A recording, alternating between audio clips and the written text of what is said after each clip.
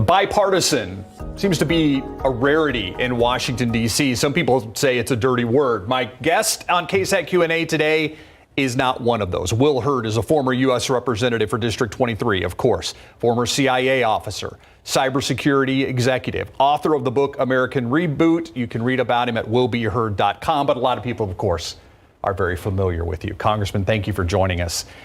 I want to talk off the top about this idea of bipartisanship. Sure. We just saw, a heated debate just among Republicans to pick a new Speaker of the House. Is it possible to be bipartisan? It absolutely is possible, and that's actually what the country wants. If you look at the results of the midterm elections in November in 2022, the message was, hey, we want serious people solving serious problems. There's always this debate in politics that ticket splitters don't exist. People that vote for one party for something like governor and a different party for, let's say, a U.S. House representative member. There's a lot of those showed up in this past election. And if both parties recognize and answer a simple question, what do we want America to be? And nobody in America is going to say, we want America to be a place that breaks down into red enclaves and blue enclaves. It's a place that we want where anybody, if they set their mind to it, can become whoever they want to be. That's the America we want. And if you focus on that, then you're going to realize the only way to do it is together. Are we at the point where border solutions, where you think there is a bipartisan border solution out there? Because to me, it seems to break down with whoever the president is gets blamed for problems at the border. But there aren't a lot of solutions on what should happen at the border. So the reality is you can get 240 votes in the House, you can get 60 votes in the Senate, but what prevents a solution from actually coming to the floor for a vote are leadership of both parties, because both parties would rather use this issue as a political bludgeon than to solve the problem. And that's really unfortunate. And I know this exists because when I was in Congress, I worked with the guy, Pete Aguilar, a Democrat from California, on a piece of legislation that addressed DACA, that addressed the root causes in other places, that talked about putting technology along the border and fixing this really broken legal system that is backed up with millions of people. So the actual solutions are not hard, but getting leadership willing on Republican and Democrats to not be afraid of their fringe and solve a real problem, it's possible.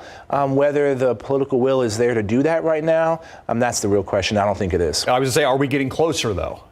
I don't think we are. Let's take something as simple as streamlining legal immigration. Right. One of the things that President Biden is talking about is if you apply for asylum in your own home country, we're going to streamline the process. That could get done for the guest worker program. Yeah. But unfortunately, there are some on the far left that don't want to see that kind of thing from happening. There are people on the left that want to see more technology be placed along the border, but there are too many Republicans that don't want to work with Democrats and seen as if they're soft on this issue. So it's unfortunate. It just seems like we're spending so much money on the border with military solutions and, like you said, technology solutions, when things could be made easier. That maybe is at least part of the solution, if not the solution. Look, how you name the industry, it's right here in San Antonio. How long do you have to wait in line for certain things? It's because there's a lot of companies and a lot of industries that still need workers. And even though we're at this tough time with inflation and potentially going into a recession, there's still a lot of industries that need workers. So let's streamline legal immigration.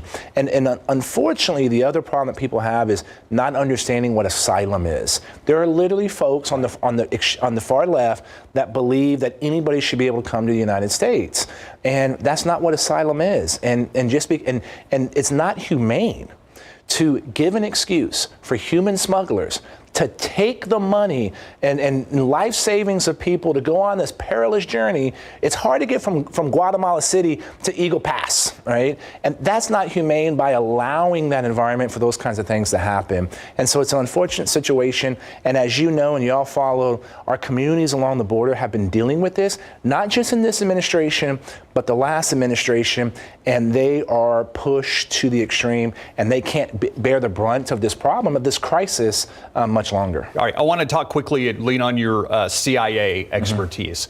When we talk about classified documents, obviously there are some major differences between the documents that President Trump had and the documents that President Biden has.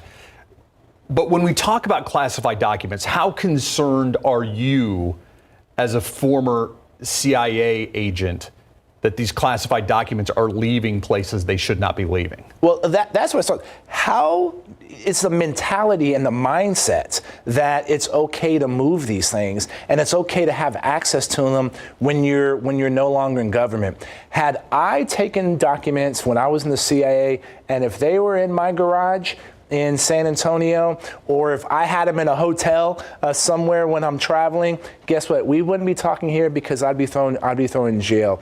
And this is one of those issues where folks were criticizing, those that were criticizing Donald Trump for doing this should also criticize President Biden. And those that are now criticizing President Biden and weren't criticizing President Trump, that lack of ideological consistency is what ultimately frustrates a lot of voters and a lot of people in the country. This is a serious problem. We should be protecting the secrets of our country. We should not be having them in your office or your hotel room, period, full stop. And I think this is a broader issue that DOJ, Department of Justice, should look into, is how is this happening under two different times, under two different administrations, and it's a problem.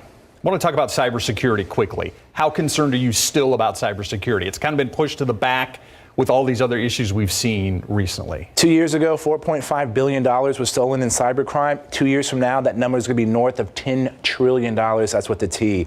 The more that our society is being interconnected, the more that our digital lives are becoming as important as our physical lives. The surface area of attack is increasing, but here is still the good thing. If you do some of the basics, have a strong password, patch your software, make sure your software on your computer and your phone's up to date, and make sure you're backing up your information, and then you can be okay. And also, don't click on things, on emails or texts from people you don't know. If you didn't buy that thing at Kohl's, guess what? It's probably a phishing. It's probably a phishing exercise. Don't hit the link. Don't hit the link. What's next for Will Hurd?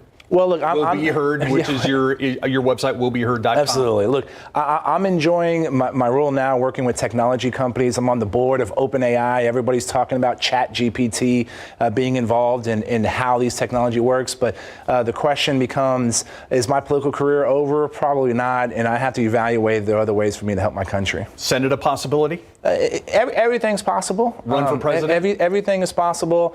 And if I can serve, and like, I'm excited. I've had the opportunity to serve my country in a number of different ways. And if I can do it again, then I'll evaluate it. I've truly appreciated our conversations over the years, and hopefully this isn't the last one. Keep up to date with all of San Antonio's top news, weather, and so much more by clicking the like and subscribe buttons below. And once again, thanks for watching KSAT.